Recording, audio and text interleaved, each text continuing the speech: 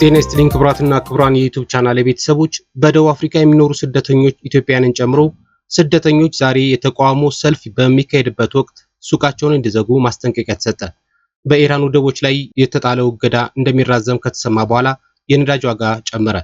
ከሀገር ውስጥ ደግሞ ህወሓት ሌተናል ጀነራል ታደሰ ወረደን ስለማስጠንቀቁን ጨምሮ ሌሎች መረጃዎችን አካፍላችኋለሁ። እናንተም ሰብስክራይብ እንዲሁም ላይክ እያደረጋችሁ በኮሜንት ባሩ ላይ ደግሞ ሐሳብ ካላችሁ አጋሩን።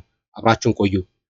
ቀዳሚ ወዳደረኩላችሁ መረጃ ሳልፍ በደቡብ አፍሪካ ዋና ከተማ ፕሪቶሪያ የሚኖሩ አፍሪካውያን ስደተኞች ጸረ ስደተኞች ሰልፍ በሚካሄድበት ወቅት ጥቃት እንዳይደርስባቸው ከፍተኛ ጥንቃቄ እንዲያደርጉ ተነገራቸው።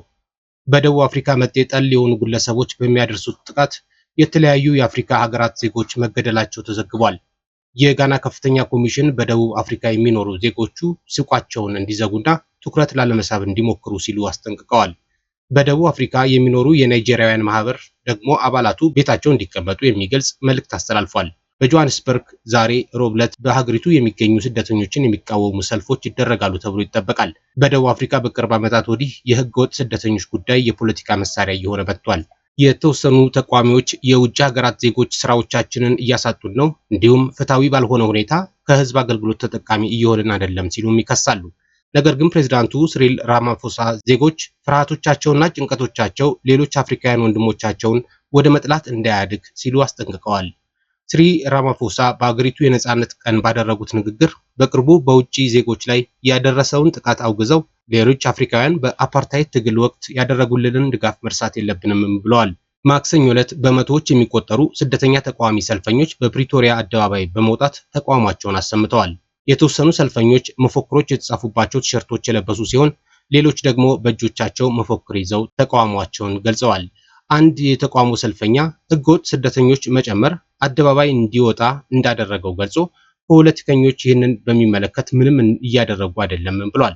አሁን ሁልጊዜም ስናገር የነበረውን በማህበረሰባችን ውስጥ ህገወጥ ስደተኞች ትልቅ ችግር ናቸው እያልን የምንናገረውን የሚደግፍ ድምጽ ስላለ እናመሰግናለን በማለት ሰልፉን ያዘጋጀውን ማርች ኤንድ ማርችን አመስግኗል።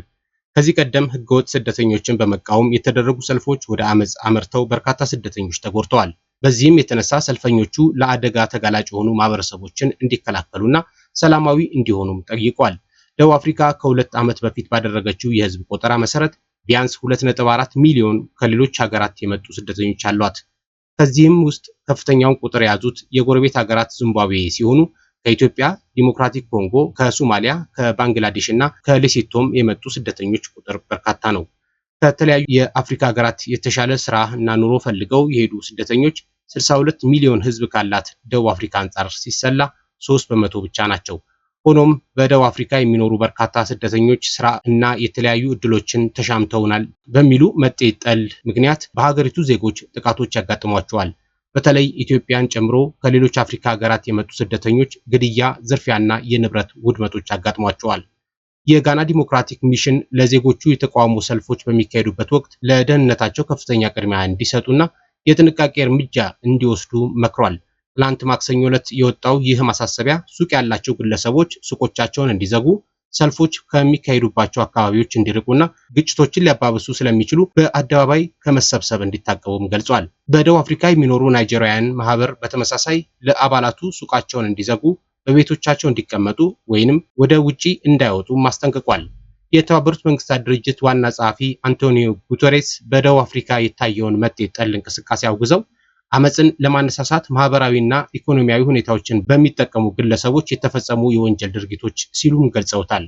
የተባበሩት መንግስታት ድርጅት ኃላፊ በበኩላቸው በመጤ ጠል የሚፈጸሙ ጥቃቶች፣ ትንኮሳዎችና የማስፈራሪያ ድርጊቶች በሚመለከቱ የሚወጡ ዘገባዎች እንዳሳሰባቸውም ተናግረዋል። አመጽ፣ ጥቃትና ሁሉም የጥላቻ ቅስቀሳዎች ሁሉን አቀፍ በሆነ ዲሞክራሲያዊ ማህበረሰብ ውስጥ ቦታ የላቸውም ሲሉም ተናግረዋል። 33 በመቶ የሆነው ስራ አጥ ዜጎች ባሏት የደቡብ አፍሪካ ከ10 ዓመታት በላይ መጤ ጠል የሆነ እንቅስቃሴዎች ሲካሄዱ ቆይተዋል። በቅርብ ዓመታት ወዲህ ማርች ኤንድ ማርች እና ኦፕሬሽን ዱዱላ የተሰኙ ቡድኖች በሀገሪቱ የሚገኙ ስደተኞችን በመቃወም ሰልፎችን አካሂደዋል። ወደ ሀገር ውስጥ ወዳገኘነው ዜና ስናልፍ ህወሓት ሌተናል ጀነራል ታደሰ ወረደ የስልጣን ርክክብ ካላደረጉ ስህተት ነው የሚሆነው ሲሉ ገለጸ። የህወሓት ቃል አቀባይ አቶ ሚካኤል አስገዶም ከቢቢሲ ጋር ባደረጉት ቃለ መጠይቅ የትግራይ ክልል ጊዜያዊ አስተዳደር ፕሬዝዳንት ሌተናል ጀነራል ታደሰ ወረደ ሰላማዊ እና ዲሞክራሲያዊ ርክክብ የማይፈጽሙ ከሆነ ስህተት እንደሚሆን ተናግረዋል። የትግራይ ክልል ጊዜያዊ አስተዳደር እየፈረሰ በመሆኑ ከፌዴራል መንግስት ጋር ያለውን ግንኙነት ገመዱን መበጠሱን ገልጸዋል። ከ6 ዓመታት በፊት በክልሉ ምርጫ የተመረጠው የትግራይ መንግስት ምክር ቤት ወደ ስራ እንዲመለስ መወሰኑንም አስታውሰዋል። የፕሪቶሪያ ስምምነት ያፈረሰው የፌዴራል መንግስት ነው፣ እኛን ሳያማክር ሌተናል ጀነራል ታደሰን ለብቻው ሾሞ የላከልን ፌዴራል መንግስት ነው ብለዋል። በ2012 የተደረገው ምርጫ በስምምነቱ መሰረት ውድቅ ሳይሆን ታግዶ የቆየ መሆኑን ገልጸው አሁን ባለው ሁኔታ አዲስ ምርጫ ማድረግ ስለማይቻል የቀድሞው ምክር ቤት ወደ ስራ መመለሱ ህጋዊ ነው ሲሉም ተደምጠዋል። ጀነራል ታደሰ በምክር ቤቱ ለሚመረጠው ፕሬዝዳንት ስልጣን ያስረክባሉ ተብሎ እንደሚጠበቅም ገልጸው ከዚህ ውጪ የሚሄድ ሰው ካለ ወይንም ከዚህ ውጪ ከሄዱ ግን ስህተት ነው የሚሆነው፣ ትክክል አይሆንም ብለዋል። ምክር ቤቱ ወደ ስራ ከተመለሰ በኋላ አዲስ አስፈጻሚ ካቢኔና ፕሬዝዳንት እንደሚሰይምም ቃል አቀባዩ ገልጸዋል። ፕሬዝዳንት ጀነራል ታደሰ ወረደ ከዚህ ቀደም በሰጡት መግለጫ በጊዜያዊ መንግስቱ ላይ መፈንቅለ መንግስት ወይም ኩዴታ ለማድረግ እንዳታስቡ እንዳትተገብሩትም ብለው ነበር። ነባር መንግስት ይመለስ የሚለው የህወሓት ውሳኔ አደገኛና ተጨማሪ ግጭትንና ጥፋትን የሚጋብዝ ነው። ውሳኔው ከተተገበረ ውድቀት እንጂ ድል አይገኝም ሲሉም ነው ያስጠነቀቁት። በኢራን ወደቦች ላይ የተጣለው እገዳ እንደሚራዘም ከተሰማ በኋላ የነዳጅ ዋጋ ጨመረ። አሜሪካ በኢራን ላይ የጣለችውን እገዳ ለማራዘም ማቀዷ ከተሰማ በኋላ የዓለም ነዳጅ ዘይት ዋጋ በከፍተኛ ሁኔታ ጨምሯል። ማክሰኞ ዕለት $110 የተሸጠው አንድ በርሜል ብሬንት ድፍድፍ ነዳጅ ረቡዕ ዕለት $115 ገብቷል። የነዳጅ ዋጋ የጨመረው ዌል ስትሪት ጆርናል ዶናልድ ትራምፕ የኢራን ምጣኔ ሀብትን ለማዳከም በቴሄራን ወደቦች ላይ የተጣለውን እገዳ እንደሚያራዝሙ ለረዳቶቻቸው መናገራቸውን ከተዘገበ በኋላ ነው።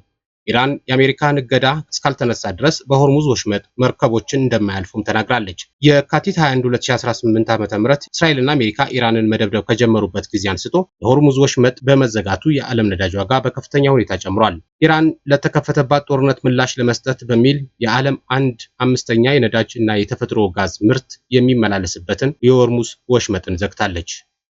በመጨረሻም ፈረንሳይ ዜጎቿን በፍጥነት ማሊን ለቀው እንዲወጡ አሳሰበች። የማሊ ታጣቂዎች በሳምንቱ መጨረሻ የተቀናጀ ጥቃት መክፈታቸውን ተከትሎ ፈረንሳይ ዜጎቿ በተቻለ ፍጥነት አገሪቱን ለቀው እንዲወጡ አሳስባለች። ቅዳሜ ዕለት በማሊ ተገንጣይ ቡድኖችና እስላማዊ ታጣቂዎች በጋራ በመሆን በከፈቱት ጥቃት ዋና ከተማዋ ባማኮን ጨምሮ በርካታ የአገሪቱ ክፍል ውጊያ ተካሂዷል። ፈረንሳይ ረቡዕ ዕለት በማሊ ያለውን ሁኔታ ፈጽሞ ያልተረጋጋ መሆኑን በመግለጽ ዜጎቿ ወደ ምዕራብ አፍሪካዊቷ ሀገር እንዳይሄዱ መክራለች። የማሊ የመከላከያ ሚኒስቴር በዋና ከተማዋ ባማኮ አቅራቢያ በሚገኘው መኖሪያ ቤታቸው መኪና ላይ በተጠመደ ቦምብ በተፈጸመ ጥቃት መገደላቸው ተገልጿል።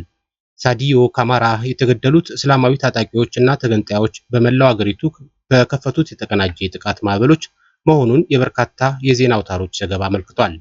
የማሊ ጦር ጀነራል አሲሚ ጎይታ የአገሪቱ ጸጥታ መረጋጋቱን በትናንትና ዕለት አስታውቀዋል። ማክሰኞ ምሽት የአገሪቱ ጦር በታጣቂዎች ላይ ከፍተኛ ኪሳራ ማድረሱን ገልጾ አሁንም ዘመቻ እየተካሄደ መሆኑን ጠቁሟል። ለዛሬ ያስኩላችሁ አጫጭርና ሰበር መረጃዎች እነዚህ ነበሩ። በሌሎች መረጃዎች እስከምንገናኝ ጤና ይስጥልኝ።